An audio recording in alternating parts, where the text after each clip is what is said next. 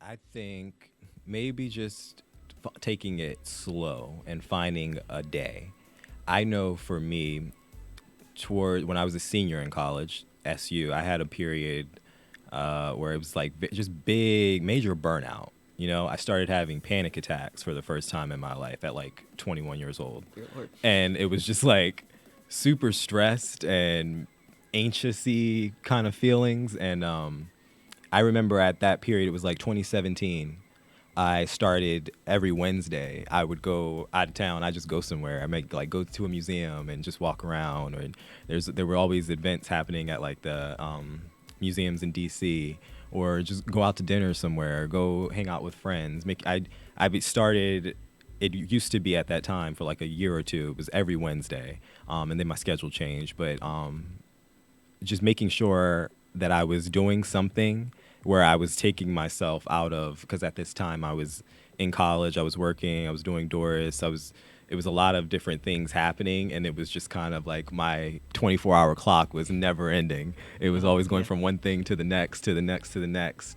And I reached a point where that just wasn't so cool anymore. Yeah. And it became about, I was like, all right, I'm gonna take this day. I have this day off, and so I'm gonna make sure that this day off is a day off, and I'm not actually doing work on any of the other things either. And I'm just gonna go do something that I would say fill your cup. You got to keep your cup full to be able to pour into someone else.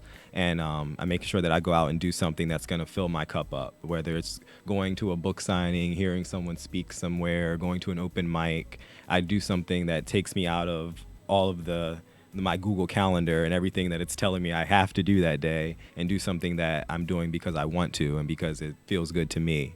And I definitely didn't never considered that before that. My life up to that point had been just working like three part-time jobs, never stopping, just like never really sleeping, not eating right.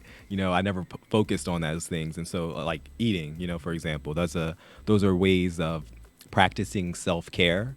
I would say that's when that really started for me, was my senior year of college.